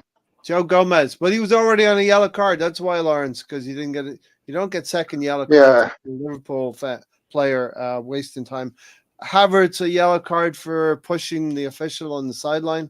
It says argument. It doesn't say anything about touching the official. Argument, is that what the official line is? It says on SofaScore. It says argument. Yeah. Okay. Yeah, it's because he was arguing with an official after he got pushed into. And we had a delayed yellow card on Kivior for the foul on Jota, which I thought the game had moved on, but Anthony Taylor wanted to bring it back for the foul on Jota. Proper yellow card was the Gabriel one, Gary on Gakpo. On the halfway line, reminded me a little bit of Gabriel Jesus and Gabriel Magalhaes. Well, no, but think about it. The tackle by Konate could have been a red card, because if he doesn't bring down Havertz, guess what? He's off to the races, right? Yeah. I mean, I don't think there's any defender catching up to him, because I think he's in the center of the pitch. Konate's always going to be the defender that's back out. I don't know where Van Dijk was at that point, but that could have easily been a red, because he brought him down. In a dangerous situation, you like to think Havertz will get something out of it, but after what we saw, maybe not. But one-on-one with the goalkeeper coming straight at him, you should be able to score from where he was going to be, turning. So. But when I was talking about housery, just to clarify, Tony, I'm talking about where you've got Havertz running with the ball and the player goes to run past him, moves his hand to push Havertz away, hits him in this kind of area, and then Havertz goes down holding his face and we get a free kick. Mm-hmm. That's the kind of move that I'm talking about. You don't like to see it all of the time, but sometimes you like to see a little bit of that. Yeah, and as you said, Stan, it's one of the things you look for in a really good side, to be able to deal in that way with other teams as well, because we've been accused of being too soft, Gary, in the past. Yep. No, I know we need to have some of it. It needs to be done in certain ways. Because for me, like when Havertz first started doing this, I was like, that's just a yellow waiting to happen. So coming from him, it just doesn't even seem right to me sometimes. Because I'm feeling like, you know what, I can barely get you to show any emotion as it is, but you're gonna do that. You know what I mean? Like, how can you do that? But then on the pitch, I want to see that same kind of enthusiasm and stuff, and I don't see it. And I'm like, what's going on? He does it in that situation, but not in like the attacking sense. Like he's one-on-one with Alisson where he was. That ball's got to be scored, right? He got lucky that the ball falls to Saka and he puts it away, but you have to no. Like even on the list of things I would like you to be able to do, number one is one-on-one with the goalkeeper, you score. Yeah. Right? You score. I don't care. Like, it doesn't matter from that where he kicked it from. Goalkeeper has to come well off his line. You could have chipped it over him and probably scored. But so even with Alisson having that aura about him that some people say he's got that aura about you, it makes it a few percentage points more difficult to get it past him, because he is a good keeper as well. But you still have to be putting that away, Havertz, and you have to be putting that away. But then if without him taking a shot and it's spilling, then there's no goal. But I do get what you're saying. I'm not trying to protect Havertz, but at least he's getting into them positions, and I want to see more of that. I want to see more of that. But you're right. That's bread and butter, man. He should be able to call that round. Yeah. But That's what people Yeah. get paid to do. Is in those situations, you turn your back to the play and go, all right. So how do we defend now? That's how that should work, right? I mean, that's should be when Martinelli turned after the defenders made a mistake, right? You just go, that's a goal, right? That's how it needs to be when you're a striker and that's your job in the middle of the pitch, one-on-one with the goalkeeper. You gotta it's gotta be near guaranteed you're gonna score. But also for Kai Havertz, you got to think about you're in that position. He scores that goal. He's paying back the faith that Mikel Arteta has just put in him because he could have started Eddie. But he's gone with him. Do you know what I'm getting at? And then now you're giving the manager something to think about for the next game. Yeah. So, but still, I still think that Kai Havertz had a good game. To be fair, he had a great game, and again against Liverpool. I'm going to take that away. He gives Liverpool fit. That would have been a cherry sometimes. The thing I always remember when Ian Wright was straight through, you'd see pictures from behind the Arsenal goal, and you'd see players actually celebrating before Ian Wright had put the ball away, because with that kind of chance, you know that striker is going to score. We don't do that. Yeah. We don't do that with Kai. Show us it some more, Kai. You know what I mean? Yeah, even though he had a good game, do you think we really would have won if he was playing the left 8? No. I think his best position is in that number 9 position where he is being able to be physical. Here's the thing, right? Let's say you're in a situation where you've got either Eddie Nketiah or Kai Havertz. In that situation, they're through. It's just the goalkeeper, and then you press the pause button, and then you say, right, take £100 now out of your wallet, and you've got to bet £100 on either they're going to score that goal or they're not. I would say that if I had to do that, it breaks my heart to kind of say that, but it's my £100 that I'm just taking out of my wallet. I think if in that situation, I would say it's a 50-50 chance, right? I'm going to go no. Who do you want there? Who do you want there, Stan, then? Trossard or Martinelli in that position where Kai is? Well, I don't want Martinelli to play through the middle because I think he does all of his best. No, but if he found himself through from that inside left position. Trossard for me, probably. In a current team that we have, a Trossard, maybe even a Jesus, because I think sometimes when Jesus has time to think, he's very good at dragging the ball and he'd probably take it round the keeper. Sometimes with Jesus, the chances that he misses is where he's in the box and something's happening quickly, the ball's at his feet and he digs it out and it goes wide. Yeah. But running towards the goalkeeper and he's got time to think, I think he's got that Brazilian skill to do something. So if it was Jesus, I'd probably say he scores. To answer your question, Stan, I would take £100, split it up. You do a parlay. You go for Eddie and Kai both to miss. That wasn't the bet, Tony.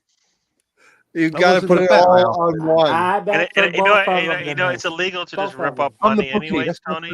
So you're not ripping up. You're not splitting that 100. You're not ripping it up. Tony's hedging his bets. That's what Tony's doing. He's hedging his bets. That's not hedging your bet. You're betting. That is hedging your bet. That is exactly that's what it's called. Tony, right. If you're giving me the £100, right, and I'm the bookie, I'm holding every note up to the light.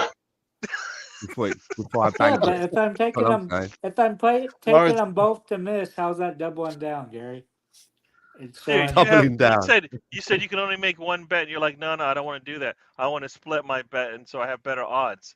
What is that called? That's worse odds. If you're doing a parlay, I would bet them together. It'd be one bid. You bet them together that one of them will score? That neither one of them will score. That ups your odds, doesn't it? That neither one of them will score. I can just see Tony wheeling up to his local casino in Oklahoma, and the doorman are like, "You must be joking." Him again. Not after the last time. What's crazy, Stan, is that not legal here to bet on. Hey, right. Or you can bet on horse races. I've got some breaking news, right? Oh yeah. USA's first game in the World Cup in 2026. It's going to be at the SoFi Stadium in Los Angeles. Okay. So Imagine that that. leaked out Imagine how they 22 got that minutes one. before the official announcement. Yeah. Yeah. Stan Kroenke's involved in that, right, Gary? Oh, no doubt about it. Yeah. No doubt about it. No doubt about it. USA the opening game, right? Would it be the opening game, Lawrence? Yeah. The SoFi Stadium. Yeah, they've just announced it.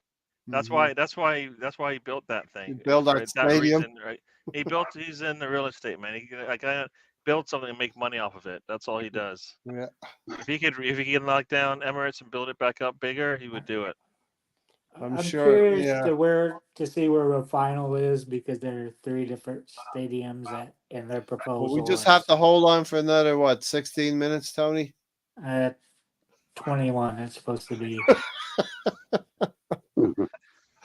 Breaking news by the top of the hour. We will know, Tony. It's Right? supposed to Now be they are 3:55 your time, right? They are playing in Canada too. Is that right? Yeah. Yeah. And Mexico, I believe. Is it Mexico? Canada and Football? Mexico. Okay. Yep. Where are Yeah. they playing? What are they playing? Vancouver? No? What Yes. stadium? Toronto, I Vancouver's think. one of them. Oh, Vancouver's Toronto. one of them. Okay. It'd have to be one on each coast there, Stan. So Toronto and Vancouver is probably a really good chance as well.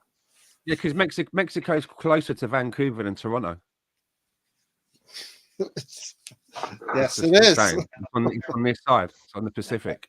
As the crow flies, for sure. Yeah, it's a lot of flying from Toronto. I was just the to West let you Coast. know, one time when I was working as a security up at the BC Stadium, which is the Whitecaps, Mm-hmm. they had I think it was like a cup game. They have a cup game, but they also have teams taking part for Mexico in this little league that they do outside of the Canadian league. It's like a cup thing, and a team came up for Mexico to play, and the game finished and it went to penalties, right? And I think you take 7 penalties each team. 5. It was so bad, right? They went round, they went round 3 times. Did they 7 miss? penalties you can take. Right? They went round 3 times. Take it. It was Did like they miss? the game went on. It went on forever, That mate. was It just kept going. that was one It of just kept Stan's going until somebody won the 101 penalties, but they went careers. round the 7 3 times. Stan, can we Fucking just do an hell. 4. episode? That's 4. Can we just do an episode of your 101 jobs you've had? What? No. Stan's done all kinds of Tony, different what jobs. is going on, dude? Can we just talk about anything but football? Can we just talk about anything but football? You know what? Can we just talk about anything? But Tony had his Arsenal Weetabix and today. football. Arsenal had one of their biggest wins in Arteta's career, and you're sitting there going, "Can we just talk about what is it? What nonsense did you bring up? What is it? I don't even know. What? Stan's different careers. Stan's different careers. Stan, he don't want to do that. Yeah. Stan just mentioned his job. jobs. I've had many different jobs. That's all. a show in Yeah. itself. Stan could do a show on that for like an hour. Stan was working with foxes and different animals. He's had all kinds of different jobs. He's a zookeeper, Wolves, probably. Tony. They were wolves, not foxes. Wolves. Fucking foxes.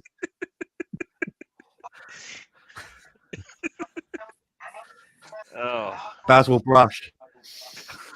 Hello, man. Gunnar Glenn, thanks for being with us. Off to All work right. now. Great to be back live again, Yes. and great to go to work on the back of a win for Arsenal.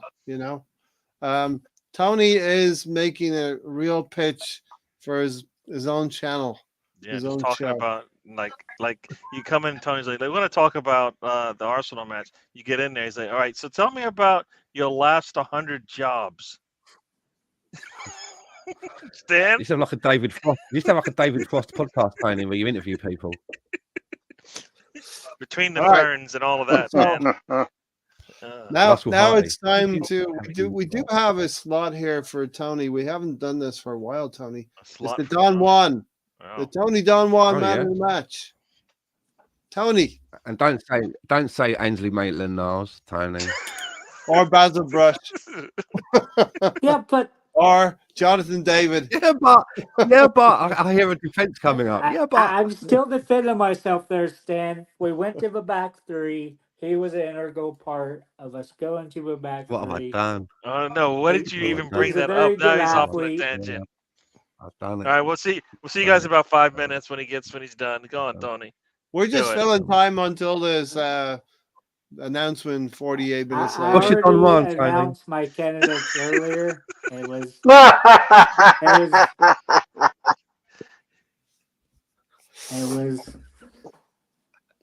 Odegaard Odegaard, man in Jorginho, the match for you. and Gabrielle. I Yeah, have pick to say, it's Jorginho because I don't think he had the best game, but he improved our midfield, and that's been our biggest struggle this year, figuring out the left eight. And he did a great job there today, so he gets it. Okay. He might not have been the best player, but he was the most important player. Stan, one vote for Odegaard. Yeah, I'm kind Going of with tied between Jorginho, two. right? Jorginho, one vote for Jorginho. Sorry. Yeah, I really agree with Jorginho. I wanted to see him come in, and I think he did. He did his job. But I also think Martinelli is a good candidate. If you're looking from the attacking side of it, every time he got the ball, he looked very positive and very direct, and only wanted to do one thing. So it's hard to pick between the two of them. But because he got a goal, and goal is always like the richest commodity in football is goals, I'm going to give it to Martinelli. Yeah. I was Lawrence had mentioned Martinelli earlier as well. I'm kind of agreeing with Stan and Lawrence here. Martinelli. I don't know if that's your final choice, Lawrence, but I'm going to go Martinelli. He didn't go into those. He didn't go completely down the blind alley. He checked back inside and was able to connect with other players. Had Trent a situation where Trent and Konate had to double up on Martinelli. He was that effective for us. Took Trent off, didn't they? They took Trent off. That's quite a compliment. They took Trent off. Took Trent off. They needed to change something, and he's a big name. It's a big force, isn't he? And to take him off, that's quite a compliment. That means you're doing something right. Yeah. Then again, is it a compliment to them if we took Zinchenko off? I don't know. Is that the same thing? Yeah. Zinchenko's getting roasted.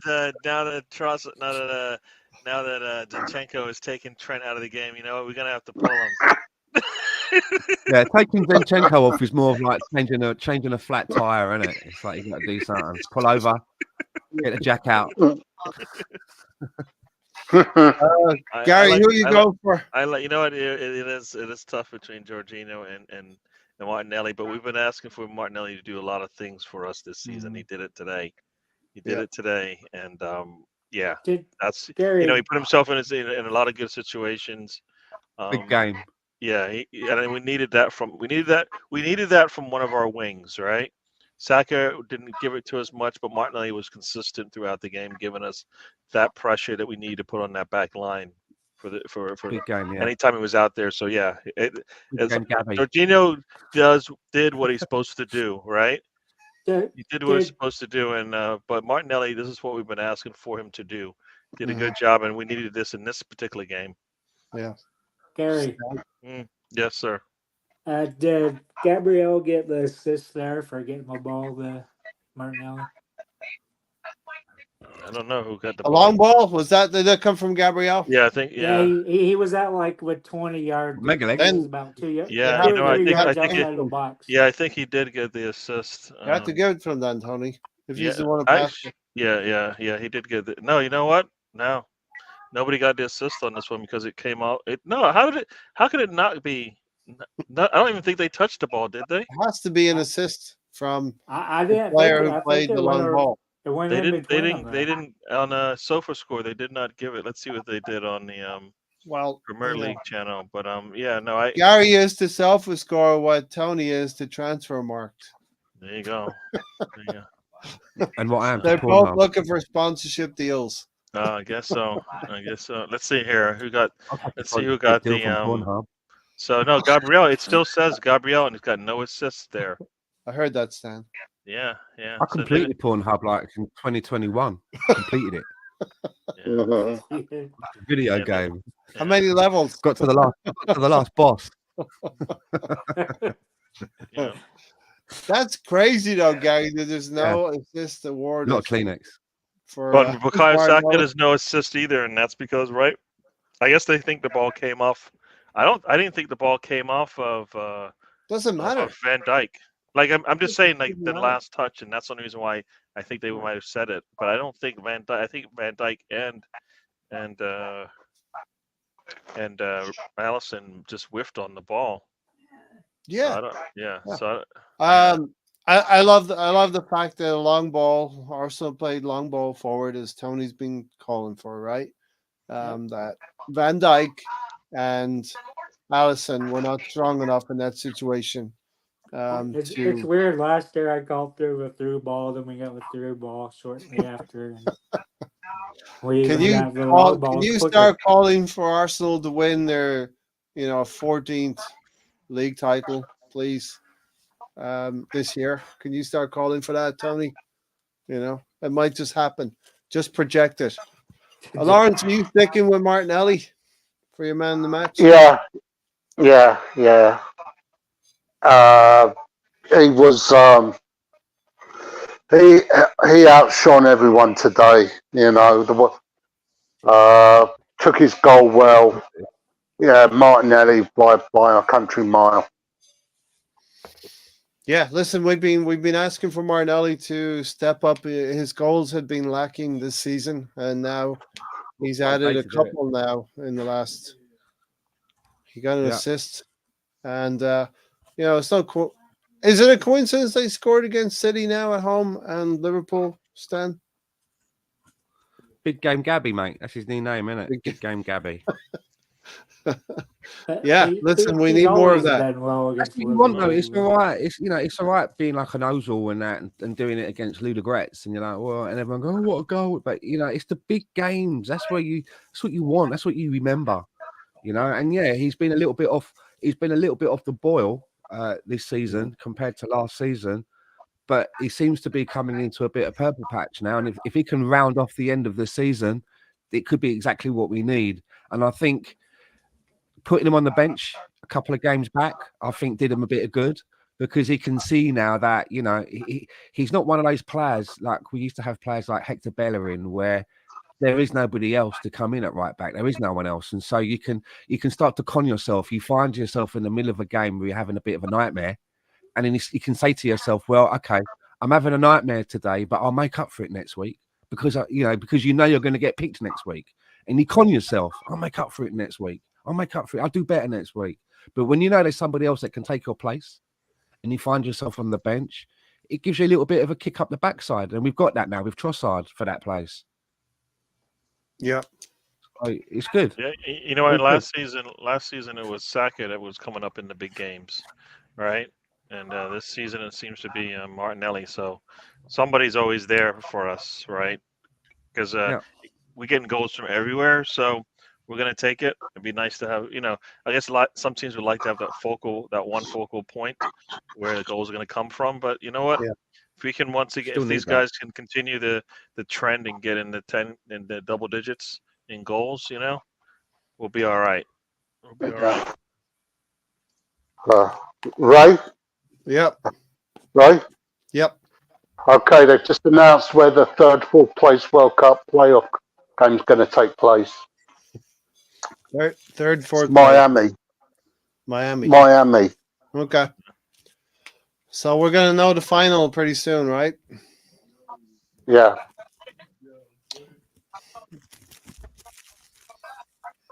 Tony, where do you think the final would be played? New York? Vancouver. Dallas was up for it. Kansas City was up for it. I think LA was. I don't think an East Coast team bid for a final in their little package, because all these places put in packages of which stage of a World Cup they wanted to host. Okay. And there are going to be some games played in Vancouver because of the stadium that we have at BC Place. So if anybody is coming over to North America to catch games, and you are going to be in Vancouver, I do have a really tiny box room which you can have for a really exorbitant price. I'm sure we can work. Yeah, I think work something There is out. the first. That's the first. You will pay through the nose for fucking I everything, think- mate. Do you know what I mean? I thought you were going to I- say something different to that, Stan. I thought you were going to I be very think accommodating. Vancouver bid Ah, for the group stages. That was their bid. fucking internet, fucking man. It's going to cost you Wi-Fi. Will be a package. Yeah. It was So like when I stayed in a hotel once in Mayfair, and it was like a little shabby hotel, but it was in Mayfair, and I needed to ring somewhere else in England, up north, and you have to go through reception. And I said, I want to make a call to Manchester. How much is it? They went, what did they say? They went £1 a unit, and I went, and like, what's a unit? He went £1. I was like, okay. Tom says it'll be LA or Dallas. Right? So New York is not on the table for final, right? Is that what you're saying, Tony? Yeah, they're not. Final should go back old school and be played in the Azteca Stadium in Mexico, which held the 70 and 86 World Cup final. I don't think it's going to be in Mexico or Canada. To be fair. I find it hard to believe America would want to, be part of a group that hosts it and not have the final be in America. It just Yeah. I think I think you're asking a lot for that to happen. I mean, I think there's Gary. I think there's a very good chance it could be Kroenke's opening the World Cup and closing the World Cup. if Kroenke has his way, for sure, that's what he would want. I mean, the thing is set up with like how many people sit in that stadium, right? So 80 some, right? Yeah. So it's Tony. I think Kansas City was one of them that bid for the semifinal. Just doesn't roll off the tongue. Kansas World Cup final from Kansas City. No, semifinal, right? No offense to Kansas City, but you want it in your big cities. You got LA, Miami, come New York. Come on, Ray. I want to be able to drive to it in 3.5 hours because you might get a semifinals, but then again, you know what? They might do some of that stuff in Canada, or if you're in Canada or Mexico, you want one of those. You want some of those late knockout round matches, right? Yeah, quarterfinal or something like that, right? Yeah. Sam wants to come here and catch at least one game. So yeah, is he going to Chicago, Tony? No, he's coming to Oklahoma. Okay. Why is he going to Oklahoma? New York, Ray. New York World Cup final. Didn't I not say that? New York. I didn't think they were up for it. They would have to. It would have to be New York. One of the biggest cities in the world isn't up for taking in a World Cup match. What? I don't remember them having that in their bid. Stan, you have your first possible appointment there, but it's a long shot that Ireland will get there. Stephen will join you if Ireland qualify. Okay. I'm sure technically it's in the state that Gary lives in. Right, Gary? What's that? Sir, I'm sure it's technically in the state that you live in. New York. I don't live in New York, but I'm close enough. enough. You live in New Jersey, I'm sure. All right, maybe Eddie and Ketty will break into the England team. Oh yeah, you're right. The game will be played in New Jersey. Yeah, for sure. Maybe I'll get a date with one of the Kardashians. There you go, right there. See, that's the second podcast. It can happen. And knowing my luck, it'll be Caitlin. Yeah. New York City, it's going to be the MetLife Stadium, and Gary can see Eddie and Kedia perform for England up front alongside perform for in the final. You live right by the state. In the final. All right, so where are we at? We're up in the second place, Stan. This was a very important win today. Yeah. Look, City play tomorrow at Brentford. listen, we've done everything that we need to do, but when I look ahead to how many games are left? 23 games, right? There's 15 games left. 15 games left. Yeah. I mean, as I say, the way that we played today, Arsenal showed me something today that I didn't think that we had in this team at the moment. And I'm really pleased and proud about that. But not wanting to look at the glass half full. When I look at the games that we have left, where I think we could get tripped up, where there's a bump in the road, is squad depth. We we seem to have a lot of depth. Excuse me. Right. I mean, we've got Jesus, who seems to have these problems, doesn't he? Like with his consistency of his appearances. Thomas Partey, magnificent player. We don't know what's going on. He's just not available. Tomiyasu, another player that could be helping us out, not available. We're really thin on the ground, right? We've got Saka playing with an injury. I think Ben White's been playing with a knee problem as well. So we've got players that are really sort of like not able to play at their top level because they're carrying these niggles, right? So he had a bad game, or why? Because they're carrying injuries, and we don't have the depth to take them out of the squad and put them on the operating table or do what's necessary because we just don't have it.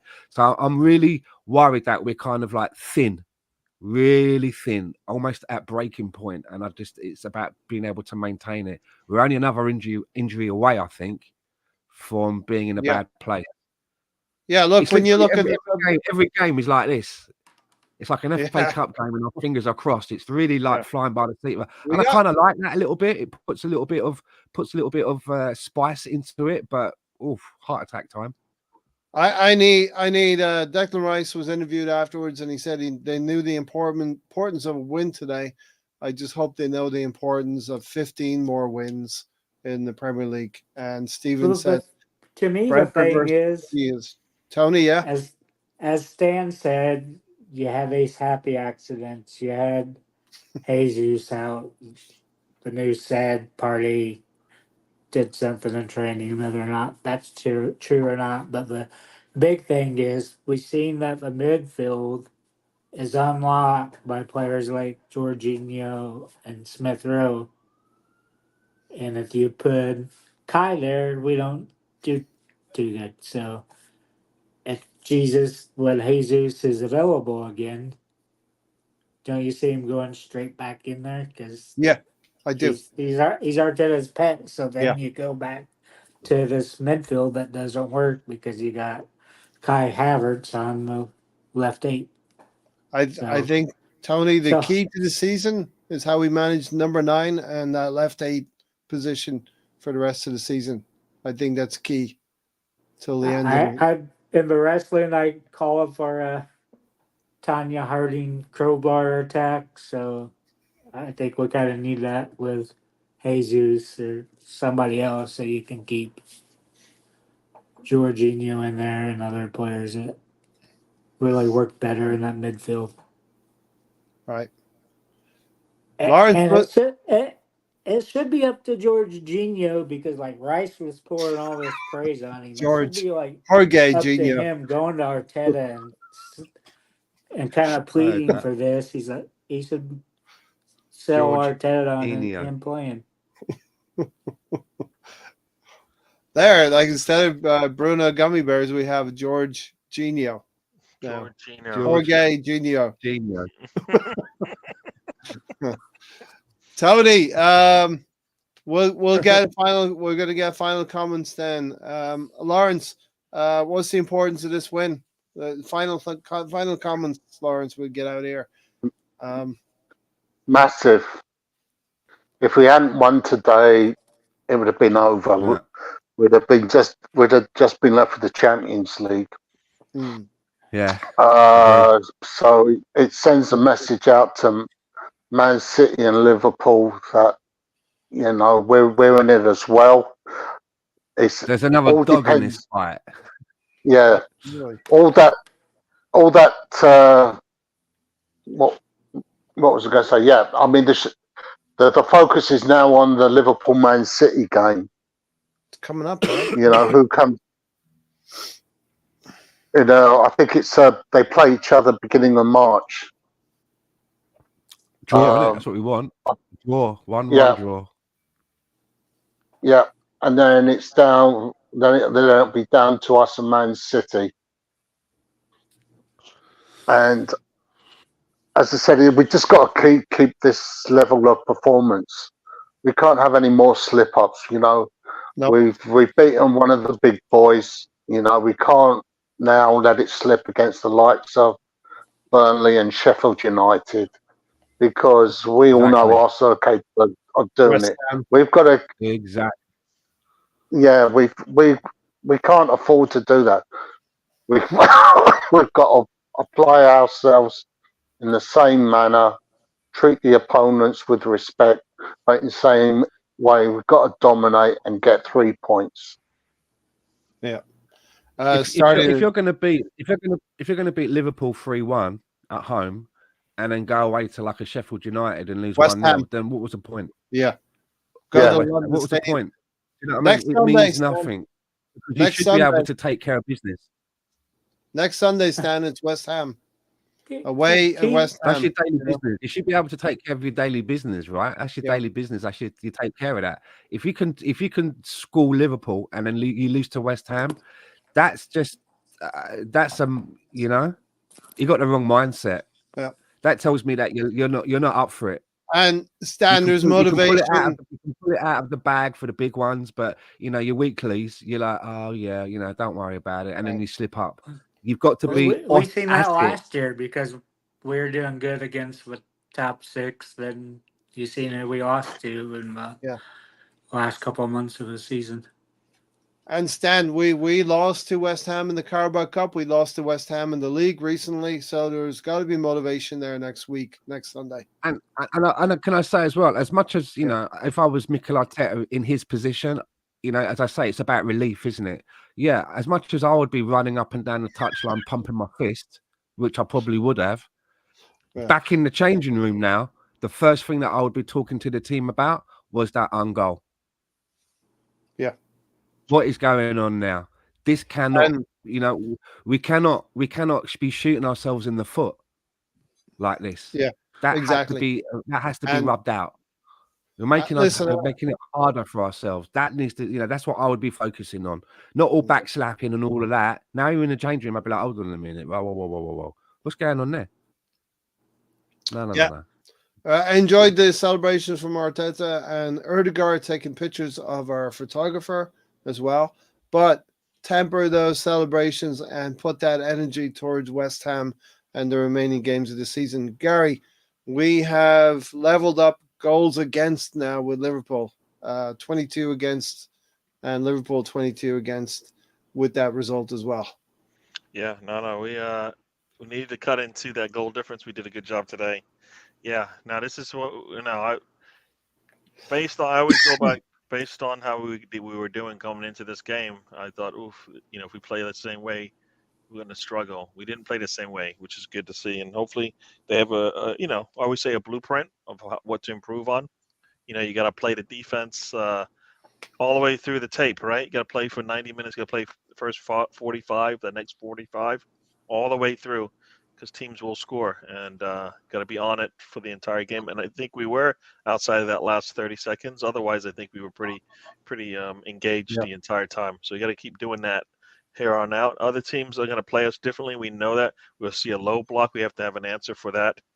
Whatever that is, we need to figure it out. You seen that today, Gary? It's the long balls. The long ball. Yeah. Well, they just need to take heed that performance today and replicate it as best they can. And also when we had an opportunity to break on them, we did that. Right, when to counter, we did that. Yes, the other teams are going to get the ball, and when they do, and you get it back quickly, like we were doing, you take it to them, right? And so that's what we need to do. So yeah, we'll take this one. It's a good 3 points. It's a really good 3 points. We just need to build on it. Next week is West Ham. We need to redeem ourselves from the last 2 West Ham matches we've had. Yeah. This time we need to take all 3 points. I think we're home, right? No, we're going away. We're going to West Ham. All right. It's away. So it's return to Faber, get a road win, and. Well, I think it's one of the best fixtures we could do, because we've been beaten by them twice in the last 2 games, and we had that draw from last season to exercise. Before I go to Tony's going to take us out of here. Stan, Lawrence, or Gary, you got anything else? Final thoughts or No, words? Or I'll be on tomorrow, same time, No. 7:30 p.m. On the WTT channel. Tony, Check hopefully, it will out. be joining us, and 12:30 a.m. for you guys in the UK.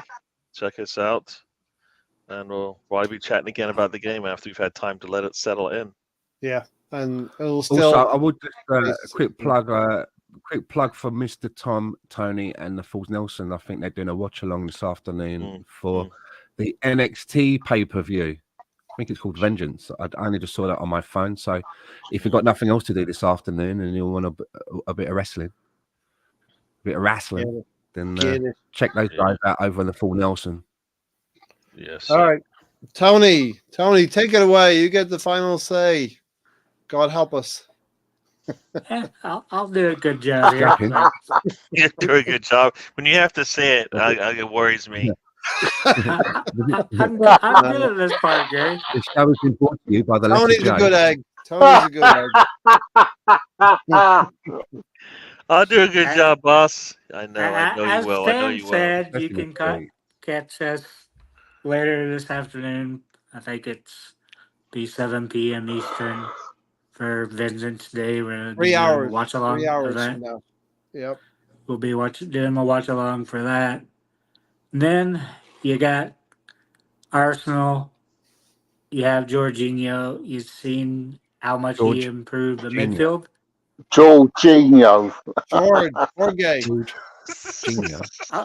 I'll go with Jorge. Whatever the fuck his name is. It's not Jorge. He just changed his name. Your name's Right Tony, there, but I'm just Jorge. going to call you Bob.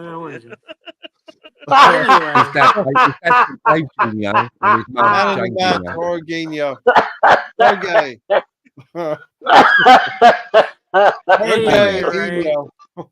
He needs a run of 3 or 4 games. I think players need that when they come out and do good. Arteta doesn't do that with them.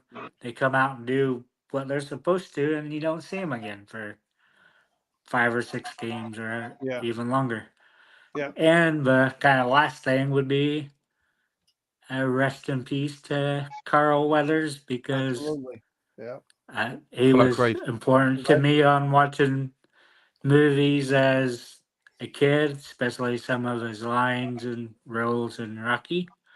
And ain't gonna be no rematch. Lately, Ray got to see him in The Mandalorian, which Ray will be happy about. And The Predator. Yeah. Can't leave out The Predator. Rest in peace, Carl Weathers. And Action Jackson. Don't forget what happened to our? Have you heard from our Predator lately, Ray? I don't know. Hey, Vince McMahon? No. John Laurinaitis? No. Can I ask you a question, Tony?